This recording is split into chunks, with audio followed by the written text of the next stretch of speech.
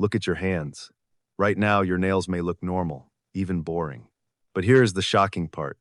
For a long time, something as small as clean nails could make people think you were disciplined, trustworthy, and socially valuable. This is not just the story of a small metal tool. This is the secret history of control, of manners, of class, of the quiet pressure to look neat, even in places nobody talks about. And by the end, you may never look at a nail clipper the same way again. Because this tiny click-click sound carries a much bigger message.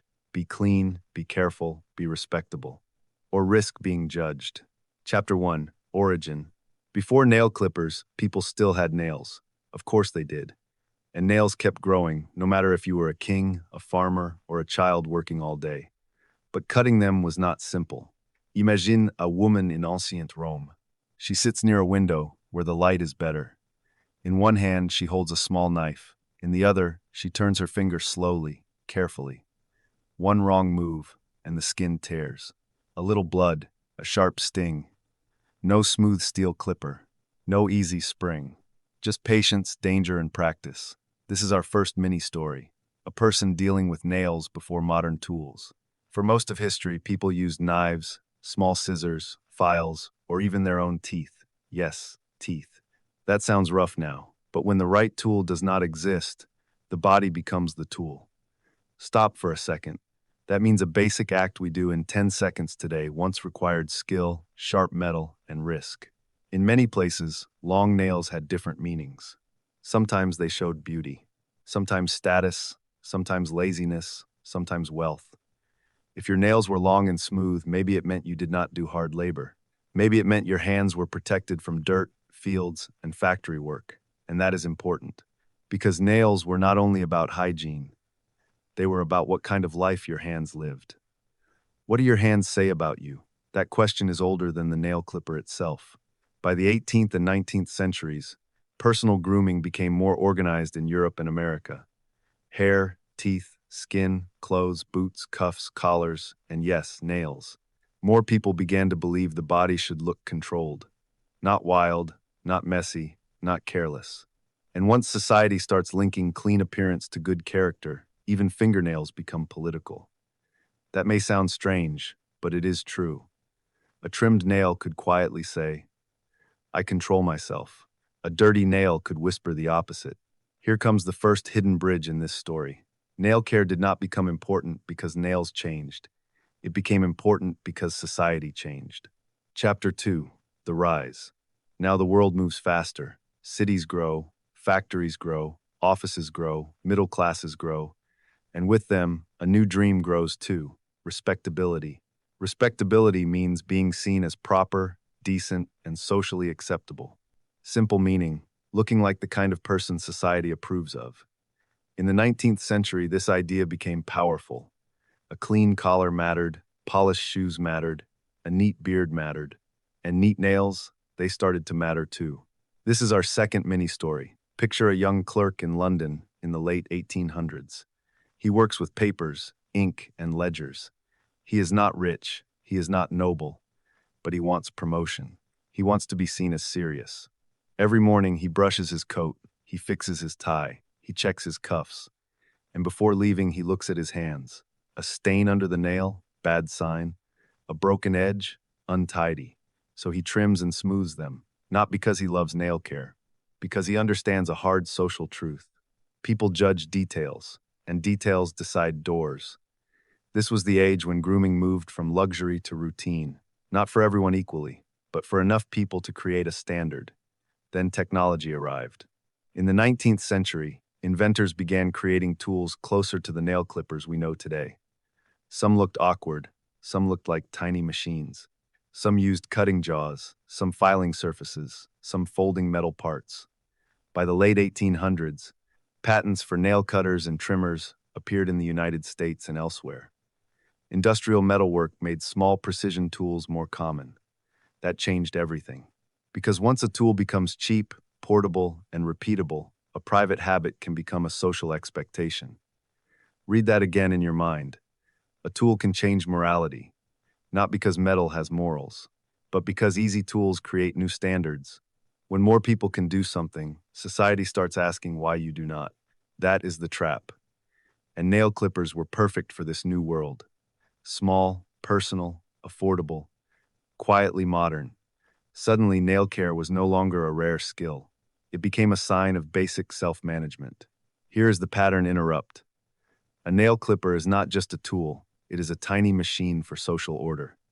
Factories made them, shops sold them, households kept them, travel kits included them, military kits included them too. And once soldiers, workers, office clerks, and students all begin hearing the same message, cut your nails, stay neat, stay ready, the meaning becomes deeper. Neat nails start to feel normal, and normal is powerful. Because once something feels normal, people forget it was ever invented. Chapter 3. The Dark Turn. Now the story gets darker, because grooming is never only about hygiene, it can also become a tool of judgment. In the late 19th and early 20th centuries, many schools, armies, prisons, hospitals, and reform institutions pushed strict grooming rules. Haircut, face washed, nails trimmed, clothes checked. The message sounded simple: cleanliness is good.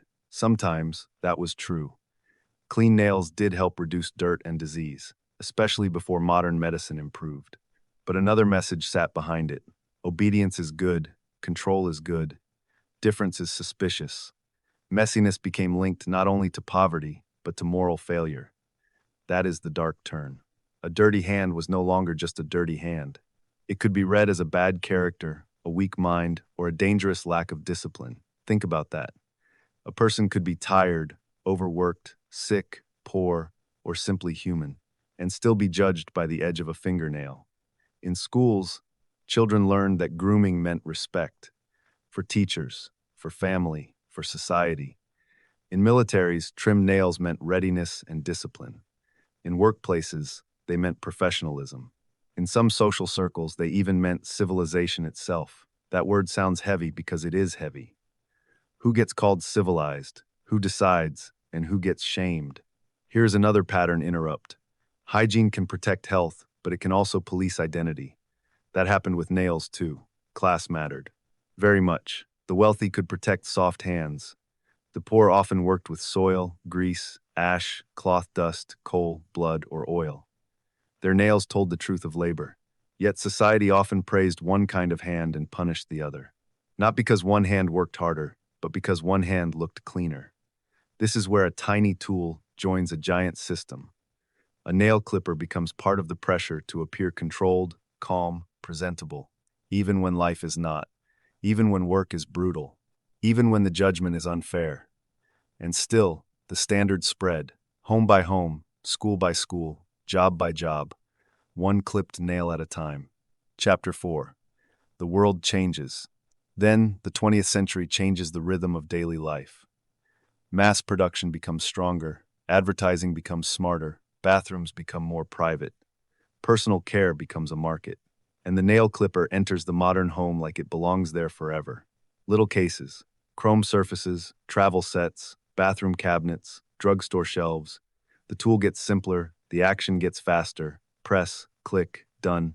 That sound becomes part of family life. A father clipping nails on Sunday night, a mother checking a child's hands before school, a teenager fixing one broken nail before a date. No ceremony, no speech, just routine. This is where habit becomes invisible. And invisible habits are some of the strongest habits of all. Here's our third mini-story. A young office worker in the 1990s wakes up late. She washes her face, brushes her teeth, pulls on a jacket, grabs keys, then pauses for 2 seconds. One nail is rough. Without thinking, she opens a drawer, takes the clipper, trims the edge, and leaves. She does not ask why this matters. She simply feels that she should not go out looking unfinished. That is how deep the standard has gone. Not dramatic, automatic. By now, nail care is linked to modern identity: clean body, organized life, capable person. That is the image. Magazines, films, and ads strengthen it. The hands of doctors, the hands of brides, the hands of businessmen, the hands of mothers, the hands of models. All neat, all controlled, all sending the same visual message. But something else changes too. Manicures grow, nail salons grow, beauty culture grows. Nails are no longer only about being acceptable. They are also about expression. color, design, mood, fashion, power. So the story splits into two roads. Road 1, trim nails to fit in. Road 2, style nails to stand out. And sometimes people do both. That is the twist. A tool once tied to strict respectability now sits next to glitter, art, and self-expression. Still, the old message never disappears. Under the color, under the style, under the shine, society still asks the old question, do your hands look controlled? One more thought. When did caring for nails become caring for the self? And when did it become fear of judgment? That line is not always easy to see. Chapter 5. Today's surprise. Now we arrive at today. And here is the surprise. Most people do not think nail clippers carry history. They think they carry convenience. But the history is still there. Open a bag, a clipper. Open a bathroom drawer, a clipper. Travel pouch, desk drawer, car console, hotel kit, clipper. This tiny object lives everywhere because modern life expects constant maintenance. Not once a month, not once a season. All the time. Stay ready. Stay neat. Stay presentable. Even when no one says it out loud. Here is a pattern interrupt for you. The nail clipper may be one of the quietest tools of modern discipline. It asks for almost nothing. A few seconds, a little attention, a teeny click. But repeated over years, it teaches the body a lesson. Manage yourself. Watch the details. Do not let small things slip. That sounds useful, and often it is. But it also reveals how deeply we have accepted self-surveillance. We check the mirror, we check our hair, we check our teeth, we check our nails, again and again, not because danger is near, because judgment might be. And still, there is something human in this ritual. A parent clipping a child's nails carefully, a person cleaning up before a job interview, someone fixing their hands before seeing a loved one. These are not only acts of control, they can also be acts of care. Care for health, care for appearance, care for dignity. That is why this object is so interesting. It sits between care and pressure, between health and image, between personal habit and social rule. Look closer. A nail clipper is a tiny piece of metal, but it also carries the history of class, discipline, shame, routine, and respectability. That is a lot to hide inside one pocket-sized tool. So the next time you hear that small metallic click, remember this. You are not just cutting keratin.